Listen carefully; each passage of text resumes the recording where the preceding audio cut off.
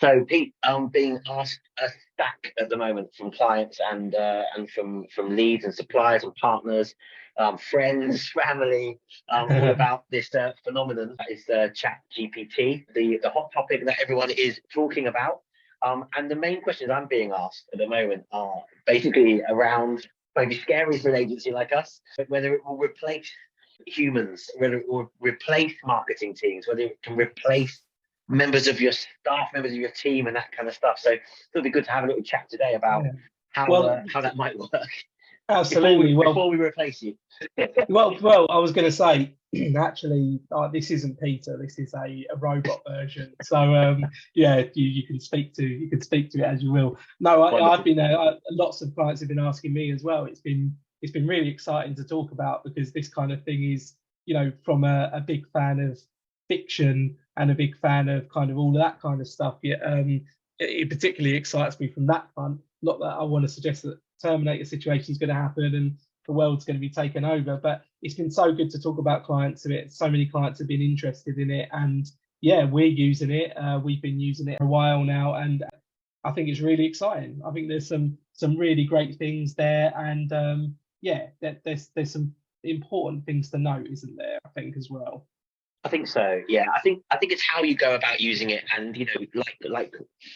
with any of these kind of tools, I think there's also like um, it needs time to settle in. It needs time to for us to fully understand its capabilities. I think people said the internet was a gimmick. In the same way that people are saying Chat GPT is a gimmick. I think that it will be here to stay. I think it will be here to revolutionize the way that we do a lot of things in our life. But that it's how you can use it to your best advantage. I think there's one thing having a tool, isn't there, that you can that sort of sits there, and it's another thing about how you apply your strategic bit to it. Yeah. I think one of the main things that has popped up a lot in the conversations is around content generation, and that generally when you can jump on it on your phone or on your desktop and get it to smash out a piece of content for you, having put some ideas into it. It's good to give you the bones of stuff, right? But it's not going to write essays and blog content No, just on its own, right? I'd agree with that. I mean, it can write you anything from product description, social media posts, email marketing, blog posts, which all sounds very exciting, but it's important to almost load the AI with important information as well, because otherwise everyone's just going to have the same content written, right? Everybody's going to have the exact same content out there because they said, write me a blog about this, and okay, it will change and you can adjust the tone of it and stuff like that. But I think it's important to front load it with a lot of important information, which is key to your business because not everybody's business is the same. We have a certain way of working, for example, as a digital marketing agency. We're not just, or we like to think, we're not just your average digital marketing agency. We like to think we have a certain approach, we have certain values, we have certain integrities. And I think that's really, really important for us to get across in all of our content. Now, I don't think an AI, for example, could replicate what's in mine and your head about how we like the business to be and our personalities and stuff like that. It can help us create a framework for that, and that's where it's kind of really exciting when it comes to writing that kind of content. It can help define audiences. It can help give us inspiration and all of that great stuff. That's where I think it's brilliant, Pete. I think you're exactly right, and I think what it can't ever replace, as you say quite right, the tone and the nature of the business, or the nature of how you go about. Your brand it's not going to get your brand. It's not going to get that voice, right? But at the same time, it can give you the bones of something to work from, which can make your life easier, and also a bit of inspiration. One of the things that I got asked about, which was really interesting, is I was talking about SEO with a client. I was saying how to generate some ideas, it might be good to use ChatGPT, and he looked horrified. And he said the problem with that is that if you're using ChatGPT to generate SEO pieces, what if it just churns out the same stuff over and over again? Or what if Google is now recognizing a piece that's written by AI? Like that Google can basically spot a piece that's been written by AI. But my take on it was, well, I wouldn't use it to write articles per se, like verbatim.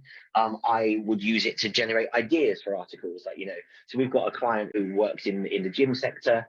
For example, we've used ChatGPT to say, right, give me 20 ideas for blog posts for personal trainers, and then it gives you a little bit of something to work with. You can then take one of those ideas and it might give you a little bit of framework, but from that point, you're using the framework, you're padding it out, you're going to maybe, it might only give you a couple of hundred words to kick you off, but it's got that little spark going, it's got that kind of inspiration going. So I think for content wise, it's the inspiration that I think is going to make life a lot easier, right? Give you that You're little right. flame. And I think that there's still an important cleansing exercise that needs to be done once this content is written. So especially if you're talking about facts and stuff like that, the last thing you want is an incorrect fact going out or something like that. So fact checking, spell checking for certain, I think at the moment, and AI will improve, it will constantly improve. At the moment, you do see it can be a bit repetitive sometimes, and sometimes not a balanced kind of piece of writing. So, that's where someone like Matthew in our team is so great. He can read a blog post written by, say, an AI and completely tweak it to suddenly then give it personality, so it doesn't sound like it's written by an AI. So using those sort of techniques after the fact is really important. So we've spoken about it, Pete, and I know we've spoken about it with Claire as well, that the nature that, for creatives, and you find, creatives in an agency like ours, is it cheating? Does it take the creative element out of it completely? And what if it, replaces creativity? My take on it is that it doesn't. I think it aids creativity. But you've got to find that balance, right? Let's just say for someone who wasn't as precious about the type of content that they wanted to create, it would be a quick and easy cheat, wouldn't it? And a quick and sort of dirty win. But it isn't going to solve the problems for people who are taking their marketing content strategic approach a little bit more seriously, right? No, and I think the word strategic is important there. As an experienced account manager myself, I look at marketing from a top level strategic approach, and something like this really helps me because it gives me ideas, helps me write my content, helps me come up with all of this great stuff for the client. But that top level strategic approach is really important. Campaigning things, theming things, using the right budgets. It's not just about writing content, it's about having the right approach and about listening to a client, understanding from that client the tone that they want to get out there, the USPs, the stuff that's so important to that client, and understand. How many times do we have a conversation with a client, Matt, and come away from it and say, what a great bunch of people they were. Their values really align with ours as a business. It's so important. And we recognize that, which is something that kind of a quick and dirty bit of writing couldn't necessarily recognize.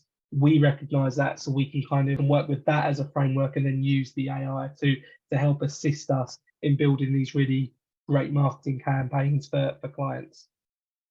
I completely agree. Exactly that. I was with a client yesterday afternoon who was struggling for ideas for webinars, and they know their business inside out, and they know how to talk on their webinars, and they know who their audience are, and they know what their audience want. But it's coming up with fresh ideas and fresh topics over quite a niche subject in this case. The client hadn't used ChatGPT before, and I mentioned it too. I said, look, why don't you give it a try? He popped it in, webinar ideas for his niche. He couldn't believe what it came back with, like, amazing topics and amazing ideas. Every single one of those, not something that they'd previously thought about. But then it's over to him, isn't it, to use those topics to fire up, some content, his audience is going to be engaged with, that he's comfortable talking about, and that he used that in the right way there to get some inspiration to fire up something new and different that he hadn't considered before.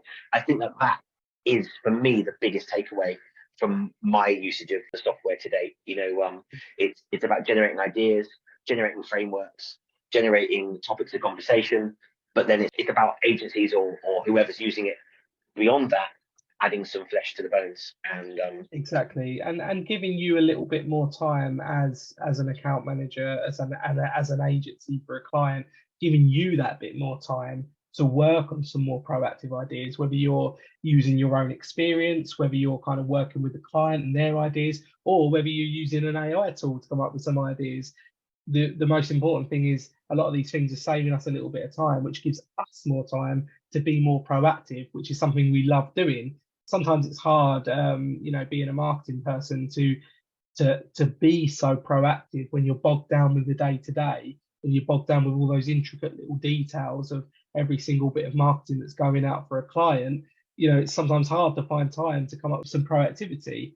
I've personally found that it's given me a lot more time to come up with those ideas. It's actually making me a better account manager for my client, a better marketing resource for my client, and making for a happier client. So, for me, nothing but positive. Yeah, really looking forward to seeing how it evolves as well, because that's another thing. We're in very infant stages at the moment, and I'm sure me and you will have lots more conversations like this as a lot of this kind of stuff grows. Because as you say, it's not just a gimmick. It's going to be something that evolves, and probably evolves quite quickly, and gives us even more time and more resource for coming up with more proactive ideas and better marketing campaigns.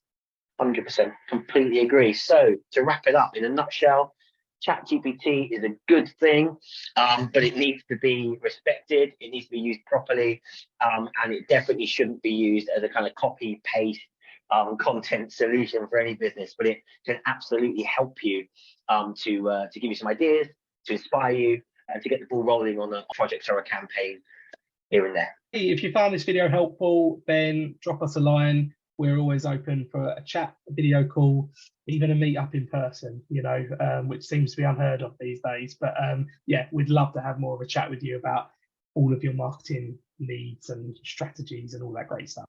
Cheers.